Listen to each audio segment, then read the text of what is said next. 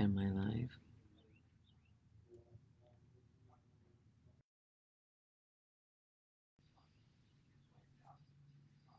Yeah, there we go. Good morning. Beautiful day here in Florida. Again.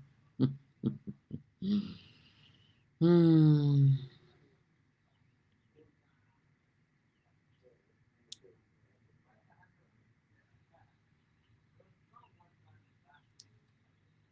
I have no idea what I want to say this morning, like most mornings, but then shit comes out.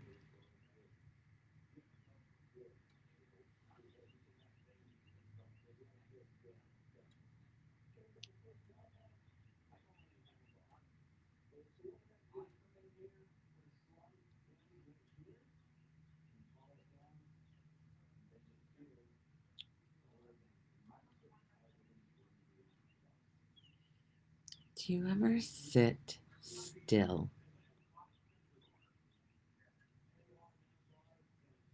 and just watch the thoughts go through?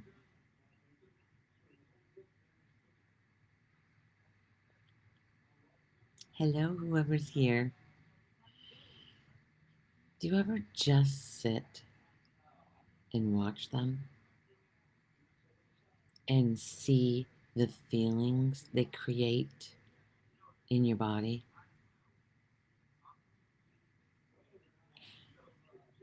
Most people keep themselves busy. Most people. I'm not exempt from this. I've definitely done it, and I'm seeing clearly that sitting still and just being, watching the thoughts and seeing what happens in your body.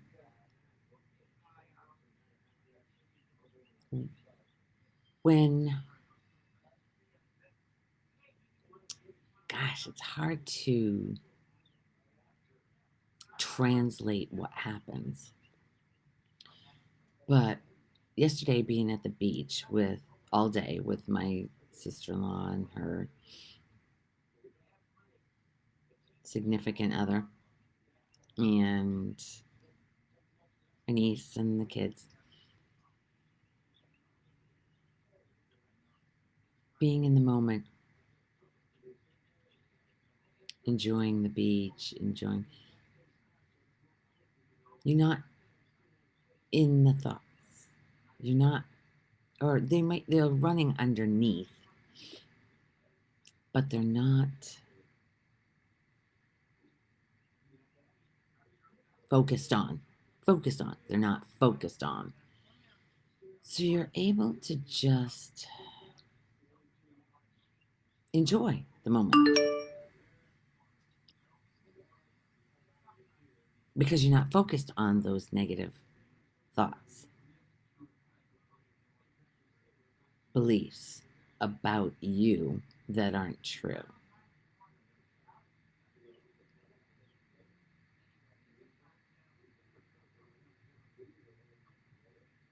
So you can feel the joy, the love that you already are.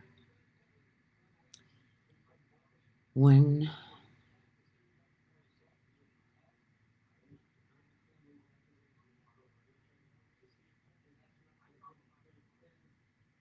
when you look at a scene on the computer or wherever, you see a cabin in the woods, I don't know, whatever feels like peace to you, you it's usually a secluded place where there's no people and it's quiet, and you go, "Oh, wouldn't I love that?"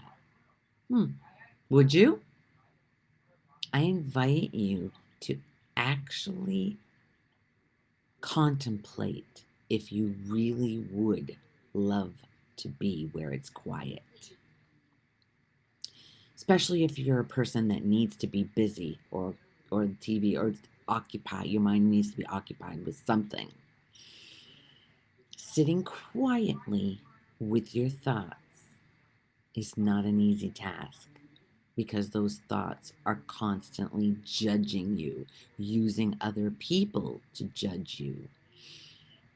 And it feels like shit in the body.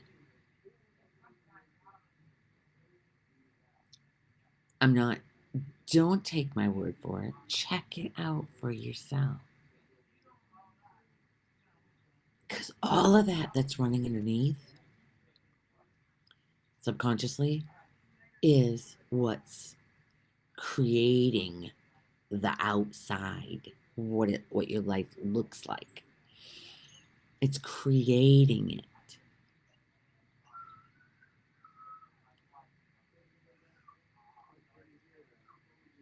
If the outside is joy filled and you feel love from, not from, you're not going to feel love from anybody, but you're putting it out there so it comes back.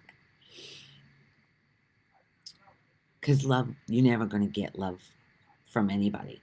I don't care if it's your parent, your kid, nobody. You can't feel it from somebody. I can love you, but if you don't believe you're worthy of it, you're not going to feel it.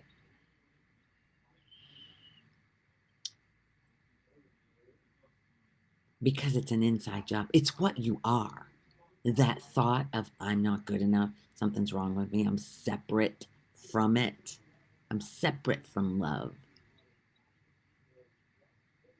It's not possible. The only thing that separates you from love is a thought that I am separate. I'm separate from that plant. I'm separate from the water. I'm separate from the cat. I'm separate from him, her. As you judge the other person for doing something wrong, even being in their business, their life, they shouldn't be, that's none of your business. And it hurts you. Just look, just feel when you're judging somebody else, what it feels like in you. It hurts. Hi, Lana. No wonder I feel so perfect. I definitely love myself. No danger of feeling unloved here. Awesome. That is the best. That's the only way to live, is to find that love that you already are. Then you don't need it from somebody else, because somebody else feels it when you need it. It doesn't feel good at all. I remember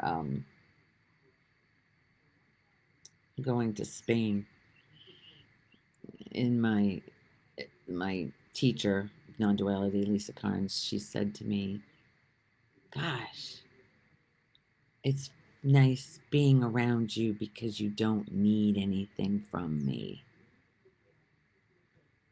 That was the highest compliment for me. Somebody, I don't care how many people say they love me or whatever, that doesn't even matter.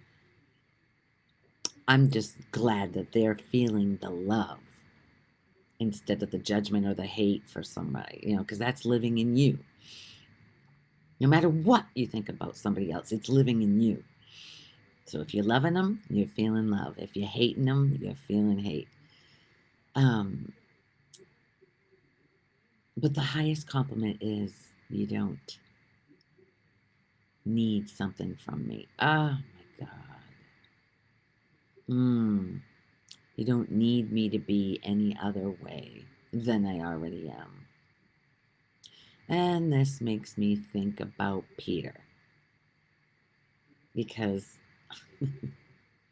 our spouses are our barometer for how we're doing. That nitpicking little judgmental inside finding fault.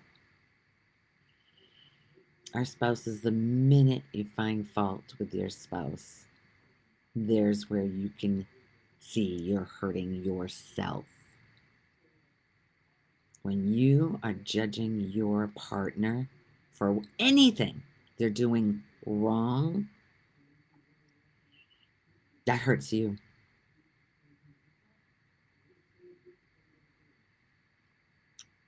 And again, don't take my word for it. Feel into it. That's the quickest way to get to who you really are, the love you really are, is your spouse. They are your direct shot. When you're having a problem with them, it's yours, not theirs. They're just being who they are. I know that's a big one. Check it out. It's a beautiful way to get free. Not only that, breathing deep.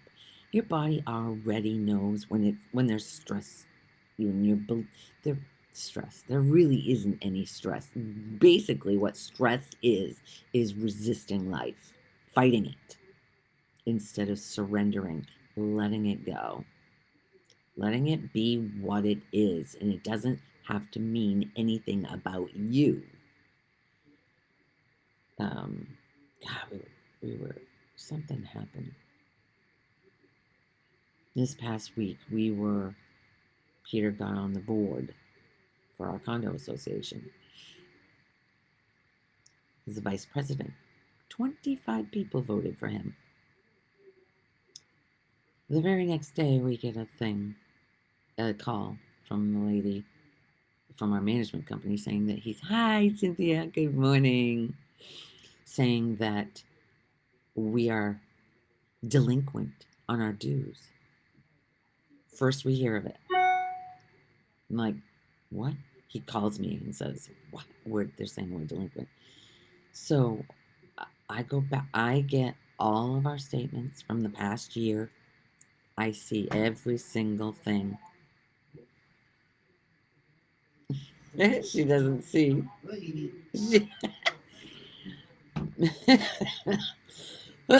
He's trying to let the cat in. Anyway, the I have proof that I'm not late on anything. But since then, they've sent it to a collection agent, to a lawyer. Nothing we can do about it. He can't be on the board. Maybe this is a blessing.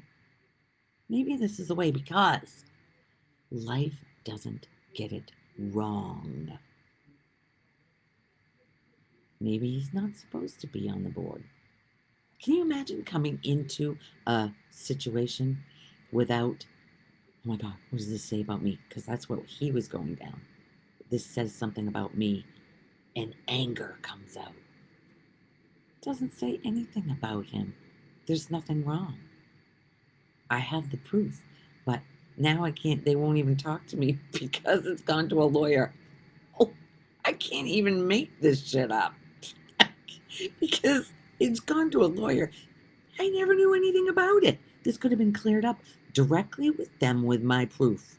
But now it's gone to a lawyer, and the association, the people that aren't supposed to. I'm not losing any sleep over it at all. There's no stress. None here. Doesn't say anything about me. But can you feel how when you're identified with this body and mind, I can do something wrong? How painful that is. It hurts. But that's what it does when we feel separate from life. I know that this is for me. I'm not a victim of it. This is to teach me, and that's what I ask. What are you here to teach me? What do I need to see? Show me. So there's no need to be stressful. Everything always works out. No matter how I can drive myself absolutely crazy and think that I messed up or blah blah blah, or I can just know that it's gonna unfold exactly the way it's supposed to. And if I'm fighting it, I'm suffering. I'm just letting it unfold exactly how it's supposed to. Doesn't say a thing about me. That's a completely different way to go about life. Is there anything that your mind comes up and says, but what? But what? That's what it's got some kind of but. I always say everything after but, because I will catch somebody in my talks with people one on one. I say to them something because they're thinking of life a certain way, all about the poor me. I am damaged from my mom and dad and from this thing that happened to me, all the stories that are ingrained. The mom and dad one is really deep. It's cemented. How can you look at somebody that you think is doing life wrong? How can you look at them with new eyes? How can they do anything different? You're projecting them. Somebody else will see them in a completely different light. You're the one look. Yes, it will turn out the way it's supposed to. Yeah, which is always the highest good of every single person involved. Always, even if the mind says it's not, it's exactly perfect for each person involved. The tapestry, the the tapestry of all of this happening.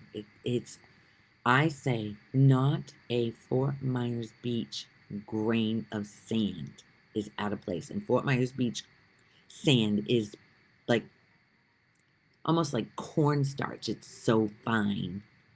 It's not like any other beach. I mean, there's nothing to reflect the sun. Even in the middle of the summer, you can walk on that sand and not burn your feet. It is so fine. That's how perfect life is. And when you argue with something that has come up, that hurts you. That's called stress. There is no stress in the world. None. It's created through your mind fighting life, thinking something should be different than it is. And your proof that it shouldn't be is that it is what it is. When I used to say that, when I first started saying it is what it is, my mom used to get so mad. We're talking frigs, almost 30 years ago. Oh, she hated it because your mind can't argue with it. It's one of the best sayings. That and let go and let God. God, life, love, it knows what it's doing. It doesn't make a mistake ever. And when you think it should be different than it is, you're arguing with it. How arrogant can we be than to think that the Creator is doing something wrong? I just invite you to think about this, that none of it is wrong. You're not wrong. They're not wrong. The situation isn't wrong. It's exactly what is for you, not to you. Our minds believe we are victims. We are not victims of life. When you believe you're a victim, you are angry. When you see that each situation is for your growth, you don't have to fight anymore. You can just be and love. God is love. God is love. He's not a man. I hate to say he even. It's not even a he. It doesn't have a box you can put it in. It's something that makes the waves on the water, the palm fronds blow, the sun come up, the moon, the sky, the bird, the osprey. I had a session with someone this week, and she was complaining about her mom really deeply. The stories were so how she hurt her. And I said, that osprey dove. I watched it dive. for its fish and did not get it twice. Normally they do. I said, it's not coming back saying, oh my God, I did it wrong. I screwed up. It's because my mom made me this way. My mom, whatever. My mom, my dad did it wrong. So I'm screwed up. I didn't get my fish. It's not. I'm watching it fly through the air and I'm going, that bird is one with life. Hi, Denise.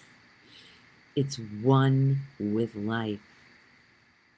There is no separation. It'll get the fish eventually. It's not going to go without. And that brings me to us as humans. We think we see an animal. The first thing we think is we want to feed it. As if it's not, as if there's lack. That's our own story of lack. They have plenty of food. Every animal has plenty of food. Always. But it's our lack stories that we need to give it food. It's funny.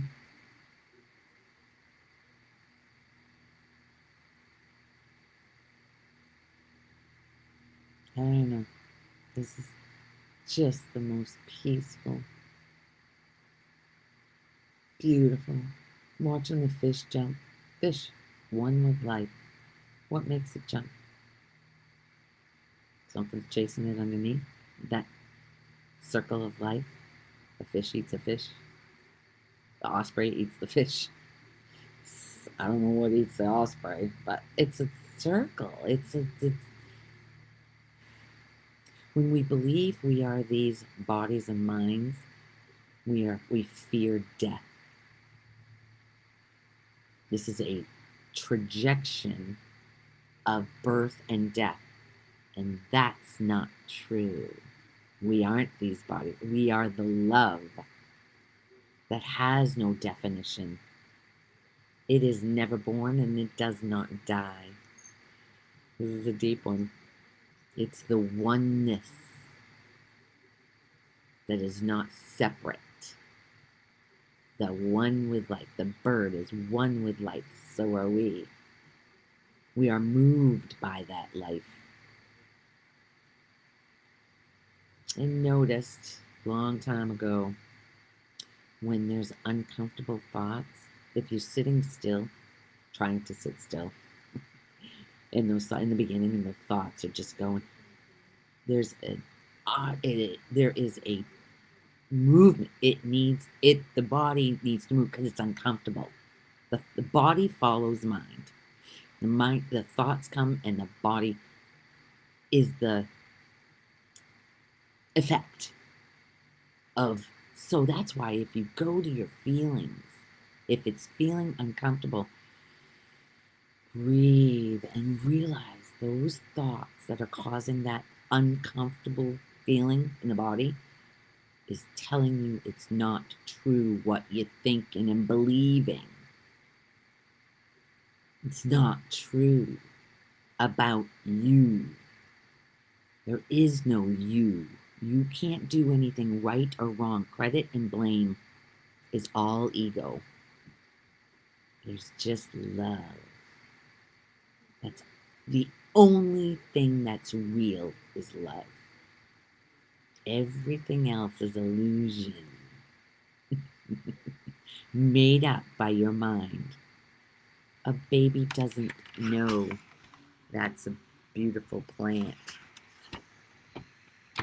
A baby doesn't know anything. It doesn't know it has eyeballs. It doesn't know it's empty. That's what's the key to all of this, is going back to being like a child. Empty. A child doesn't have any worries about a past or regrets about a past and worries about a future. Worry, worry, worry, worry. A future that doesn't exist and a past that's gone. How many times, if somebody slaps me, that's once. How many times does the mind replay it replay it. It's only happened once.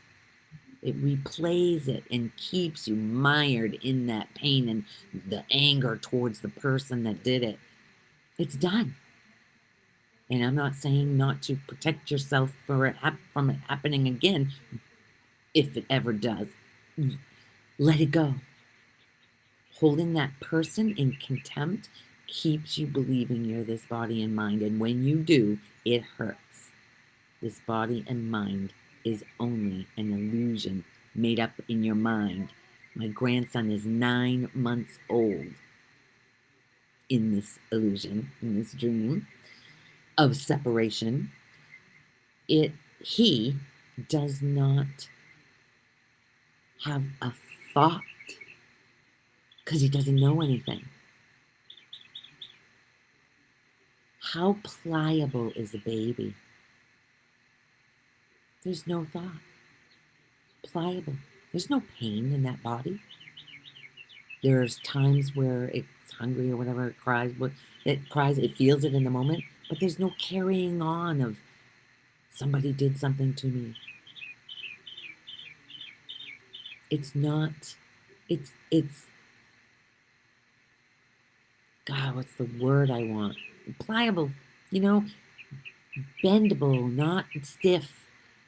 How many beliefs are we holding that cause us pain? Oh, I was talking with somebody else this week, another one-on-one, and she asked me, do I have any pain in my body? And in that moment, I realized, just now, my feet are on the rung of the chair. The arches, just before the heel is in the, and I feel a sensation there. And I was thinking it was pain. Get this. She goes, is it really pain? Or are you labeling it pain? It's literally just a sensation. I invite you to really look at this for yourself. Is it pain, or is it just a sensation that you've labeled pain, that your mind has labeled pain? And watch it dissipate. Because pain is either remembered or anticipated. In the moment, there is no pain. I don't know if I told you about my knee. I don't know if I've talked about this before, but my knee, when we came, I had it operated on in 2000 because I broke my ACL. It was a mess for a while, and I kept telling people, my hair customers would say, how's your knee, how's your knee? I'd be like, it's awful. It's never going to be like like it was. One day I said to myself, how's it going to be like it was if I keep saying it's never going to be like it was? That was an enlightening moment for me. Never hurt again after that, till we came to Florida. And we walked for 6 miles one day, 6 miles the next. And my knee was blown up. I couldn't sit. I couldn't stand. I couldn't turn over in bed without lifting the sheet because the drag on my knee, on my foot, would tweak my knee so it would hurt. My knee, my knee, my knee. Focused on the pain in my knee. So I saw a little podcast. It was Byron Katie's podcast. And she said, pain is either remembered or anticipated. And this had been months of this pain in my knee. I couldn't sit. And I love to sit Indian style. When I sat, it would feel like it was being pulled apart.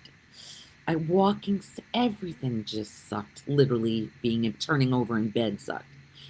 So when I heard that, remembered and anticipated, just happened to be the perfect time. And I said, show me. I want to see this. I'm open to seeing this. Excuse me. So that night, I think it was that night, it was around that time, I went to bed. I don't normally don't have to get up to pee in the night. I just have I have a cast iron bladder is what I tell myself, which I don't pee a lot. Drink plenty, but I can hold it, I guess. Anyway, another belief, but it works for me. I got up in the middle of the night, threw my legs over the bed, went to the toilet, sat down, got back up, got back to bed, and the second I lifted the sheet to protect the knee, I went, oh my God. Remembered and anticipated. I was anticipating pain, remembering it if when I turn in bed. I, that was when we first moved to Florida. It's almost 5 years. Well, it's been 4 years now. Zero pain in that knee. I do whatever. I run, I sit, I sit on that leg underneath me. Uh, hmm. Hmm. What does that make you think?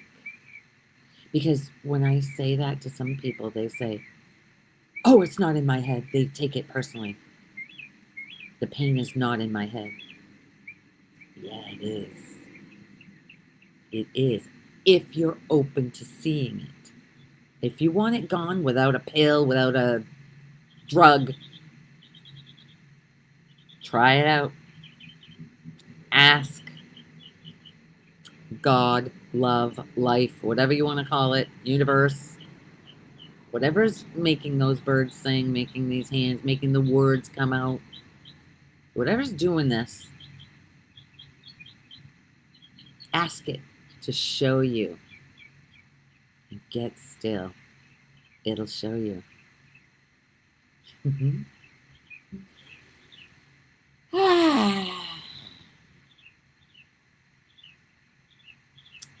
It's been a half an hour.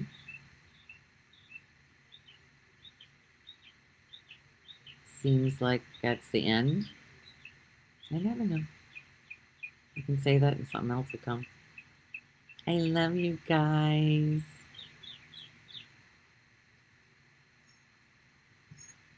I appreciate you being here.